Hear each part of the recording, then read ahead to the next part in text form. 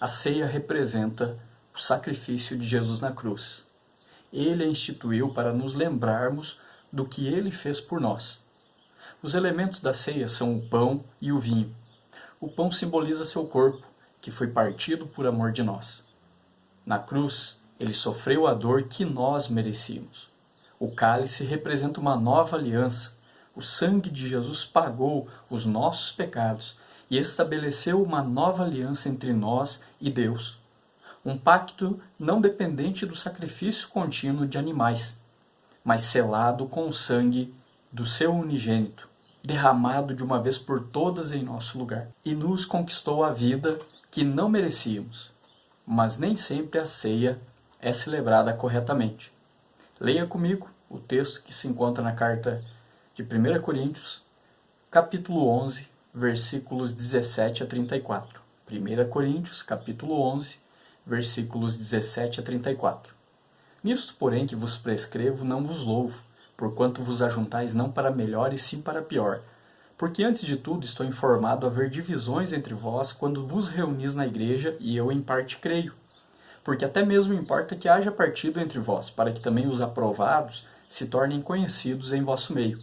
Quando, pois, vos reunis no mesmo lugar, não é a ceia do Senhor que comeis. Porque ao comerdes, cada um toma antecipadamente a sua própria ceia, e há quem tenha fome, ao passo que há também quem se embriague. Não tendes porventura casas onde comer e beber, ou menosprezais a igreja de Deus e envergonhais os que nada têm? O que vos direi? Louvar-vos-ei? Nisto certamente não vos louvo. Porque eu recebi do Senhor o que também eu entreguei, que o Senhor Jesus, na noite em que foi traído, tomou o pão, e tendo dado graças, o partiu e disse: Isto é o meu corpo, que é dado por vós, fazei isto em memória de mim. Por semelhante modo, depois de haver ceado, tomou também o cálice, dizendo: Este cálice é a nova aliança no meu sangue. Fazei isto todas as vezes que o beberdes em memória de mim. Porque todas as vezes que comerdes este pão e beberdes o cálice, anunciais a morte do Senhor até que ele venha. Por isso, aquele que comer o pão ou beber o cálice do Senhor indignamente será réu do corpo e do sangue do Senhor. Examine-se, pois, o homem a si mesmo, e assim coma do pão e beba do cálice. Pois quem come e bebe sem discernir o corpo, come e bebe juízo para si. Eis a razão porque há entre vós muitos fracos e doentes, e não poucos que dormem. Porque se nos julgássemos a nós mesmos, não seríamos julgados. Mas quando julgados, somos disciplinados pelo Senhor, para não sermos condenados com o mundo. Assim, pois, irmãos meus, quando vos reunis para comer, esperai uns pelos outros. Se alguém tem fome, coma em casa, a fim de não vos reunirdes para juízo. Quanto às demais coisas, eu as ordenarei quando for ter convosco.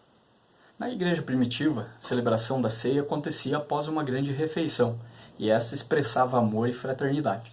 A Bíblia fala dessa festa em Judas, versículo 12.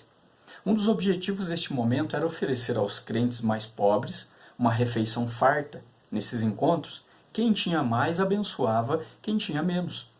Todos podiam usufruir de uma mesa bem servida. Os coríntios, no entanto, foram se afastando paulatinamente do propósito dessa festa ágape, que significa amor. Ao invés de promoverem uma comunhão fraterna e solidária, eles transformaram a participação na mesa do Senhor num ambiente de disputas mesquinhas, esnobismo e divisões. O evento criado para unir acabou segregando a igreja em classes sociais. Podemos ver como que essa igreja então estava. Possivelmente os 4 partidos da igreja, que alguns gostavam de Paulo, outros de Apolo, alguns de Cefas, outros se diziam até mais espirituais que os outros, dizendo nós preferimos Cristo, podiam ser vistos ali na celebração da ceia. A comunidade estava fragmentada nas chamadas panelinhas. Era uma família dividida. Paulo expõe o pecado dos coríntios e condena as relações espúrias que eles construíram entre si. Deus usou esse cenário de divisão para revelar aqueles que eram verdadeiros crentes. As divisões ao redor da mesa do Senhor eram apenas evidências de problemas mais profundos como a soberba, o orgulho e a vaidade. Os coríntios achavam-se super espirituais por causa de seus dons, mas eles estavam enganados, uma vez que maturidade espiritual se comprova pelo amor, não pelo mero exercício de dons. Sem unidade não há maturidade. Vejamos como então a desunião e a imaturidade eram percebidas nessa igreja. É muito claro no texto. Os irmãos na fé viviam como estranhos num mesmo ambiente. Além da competição entre eles, existiam muros de separação entre os ricos e os pobres. Os ricos se afastavam dos pobres para comer e se embebedar, enquanto os pobres não tinham alimento. Os crentes, de condição mais simples, eram desprezados e discriminados naquela igreja. Possivelmente, outro problema que acontecia ali, a divisão e acepção de pessoas que gerava a distorção e a negligência para com o real significado da ceia do Senhor. E todas as vezes que os membros daquela comunidade se reuniam, a culpa deles, segundo Paulo escreve, só aumentava. Não havia graça, não havia misericórdia, não havia afeto nas relações entre eles. As pessoas eram feridas, no versículo 22 a gente lê isso. Cristo era desonrado, versículo 27 fala disso. Diz Paulo no versículo 23 que eu recebi do Senhor que também vos entreguei, que o Senhor Jesus na noite em que foi traído tomou o pão. Paulo faz menção à traição sofrida por Jesus. Se o apóstolo destaca isso é porque esse relato tem muita importância à luz do contexto da igreja. Parece que Paulo ressalta a condescendência do Senhor em nos salvar pelo seu amor abnegado e sacrificial. Com certeza, um amor que estava faltando aos membros da comunidade de Corinto. Enquanto Judas, incitado por Satanás e por sua própria ganância, arquitetava um plano perverso para entregar Jesus por dinheiro, o Filho de Deus se preparava para entregar a sua vida em favor dos pecadores, e isso de graça. Na noite da sua traição, Cristo foi às últimas consequências para resgatar homens e mulheres que nada mereciam, a não ser a sua justa condenação. Dessa forma, somos constrangidos a amar não apenas aquelas pessoas que temos todas as razões para amar, mas também aquelas que não temos nenhuma razão humanamente aceitável para amar. A cruz de Cristo não aconteceu por acaso. Jesus caminhou voluntariamente para o local da sua morte porque o Pai o entregou por amor. Jesus declarou que ninguém tirava a vida dele, lá no Evangelho de João, capítulo 10. A cruz não simboliza o fracasso do Deus Filho, mas a vitória dele sobre poderes do inferno e da morte. A Bíblia diz que Deus amou o mundo de tal maneira que deu o seu Filho unigênito, e Paulo declara que Deus não poupou o seu próprio Filho, ao contrário, por todos nós o entregou. A ceia nos faz lembrar o quanto o nosso Salvador sofreu por amor a nós. Ele deixou a sua glória, esvaziou-se, fez-se servo, se humilhou até a morte de cruz. Que graça maravilhosa! Nada ele fez por constrangimento. Essa demonstração de amor sacrificial e abnegação deve reger as relações entre irmãos na fé. Somos desafiados a amar com o mesmo amor de Jesus. Assim como ele se humilhou, partiu o seu corpo, derramou o seu sangue por amor à igreja, assim devemos dar a nossa vida em favor dos nossos irmãos e irmãs em Cristo. A pregação da cruz deve ser a mensagem central da comunidade cristã. Ela é poderosa para transformar pessoas. A celebração da ceia é a recordação da morte de Jesus e o anúncio do seu retorno. A volta do Senhor é certa. Ele morreu, ressuscitou, foi elevado aos céus e um dia voltará para consumar o seu reino de paz e justiça. Um dia nos apresentaremos diante do trono do julgamento de Deus e as obras dos salvos passarão pelo fogo, conforme encontramos lá em 1 Coríntios capítulo 3. Daquilo que foi edificado com palha, madeira e feno queimará, nada sobrará. Ficarão o ouro, a prata e as pedras preciosas. A maneira como servimos a noiva de Cristo vai determinar o que receberemos no retorno de seu noivo. Todos os crentes terão de comparecer diante desse tribunal, que nada tem a ver com o juízo final ao qual os ímpios serão submetidos, mas um tribunal para julgar as obras e os atos dos cristãos, sendo galardoados pelo que fizeram de bem à comunidade. Paulo está se referindo, no capítulo 11, versículo 29, quando ele diz que quem come e bebe sem discernir o corpo, come e bebe juízo para si, ao significado da obra de Cristo, e o corpo ao qual ele se refere é o corpo de Jesus. Se não houver compreensão de que ele realizou no Calvário, não haverá participação benéfica na ceia. Esse corpo refere-se também à igreja, denominada corpo de Cristo. Se a obra de Jesus não é compreendida, o entendimento do que é a igreja, seu significado e a importância igualmente se distorcem. Entender o ato de amor de Jesus por nós na cruz nos torna mais inclinados a amar a igreja pecadora pela qual ele morreu, a fim de santificá-la. A igreja é uma família na qual todos são iguais em Cristo e, por isso, não devemos fazer acepção de pessoas.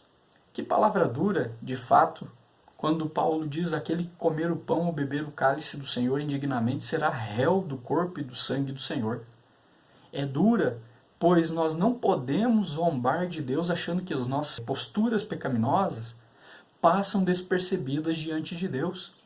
Mas afinal, quem é digno então de participar dessa mesa?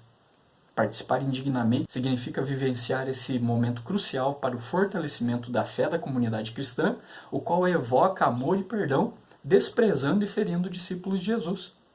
Assentar-se à mesa do Senhor de forma leviana e refletida é um erro gravíssimo.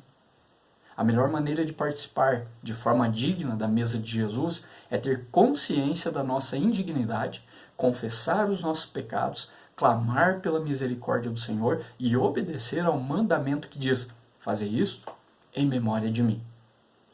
Mais à frente, o apóstolo afirma que algumas pessoas estavam doentes e outras mortas porque participavam da ceia indignamente. Ele termina o capítulo 11 admoestando a comunidade a fim de não vos reunirdes para juízo. Se houvesse temor, eles não estariam passando por tantas lutas. Deus estava disciplinando os coríntios com rigor porque o amor fraterno daquela comunidade tinha esfriado.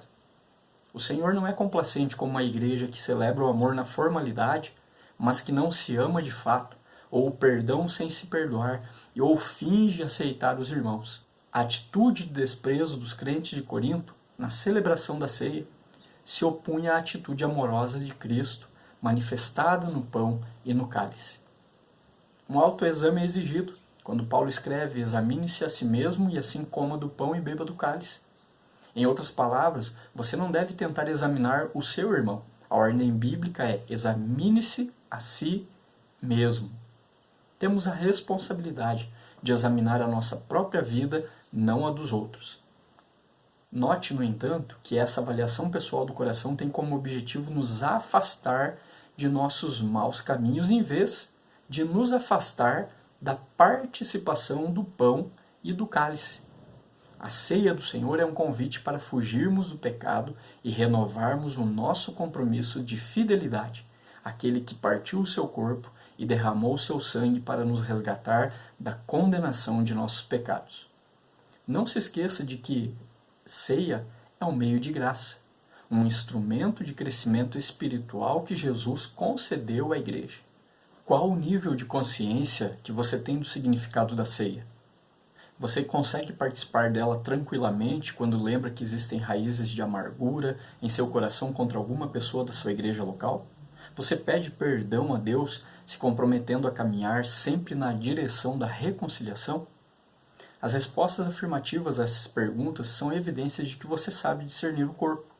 Mas essa autoavaliação deve ser uma prática para além de nossos encontros regulares de adoração. O nosso desafio é estar o tempo todo examinando a nós mesmos para ver se estamos na verdade. A ceia do Senhor nos dá uma oportunidade de crescimento espiritual e bênçãos se nos aproximarmos dela corretamente. Não fuja dessa responsabilidade, nem despreze esse privilégio. Não deixe de usufruir desse momento de meio de graça que é a ceia do Senhor. Esteja sempre pronto a se arrepender dos seus pecados e celebrar o perdão de Jesus simbolizados no pão e no cálice. Temos o compromisso de partir o pão com alegria e singeleza de coração. Desse modo, a sociedade será atraída para perto da comunidade dos discípulos e a desunião dos membros da igreja gera enfraquecimento na missão de Deus no mundo. Dedique todos os seus esforços para que a ceia seja uma festa que relembre a morte e a ressurreição de Jesus e que nos motive a dois movimentos: gratidão em vista do sublime amor divino e demonstração de amor aos nossos irmãos mais necessitados. É o próprio Jesus que alimenta a sua igreja militante. É o próprio Jesus que alimenta a sua tropa. É o próprio Senhor Jesus que se entregou para alimentar espiritualmente a sua igreja. Deus exige, então, que a igreja viva em unidade. Jesus rogou ao Pai pela unidade de seus discípulos. Portanto, se mantemos o vínculo da comunhão, agradamos a Deus. Sim, esse é o vínculo da perfeição que tem como base o amor, conforme ensina o apóstolo Paulo, com toda humildade e mansidão, com longanimidade, suportando-vos uns aos outros em amor. Afinal, Jesus morreu na cruz para constituir um povo unido que irradia a luz do amor dele através do amor. A igreja militante, alimentada por Jesus, batalha nesse mundo com a arma do amor.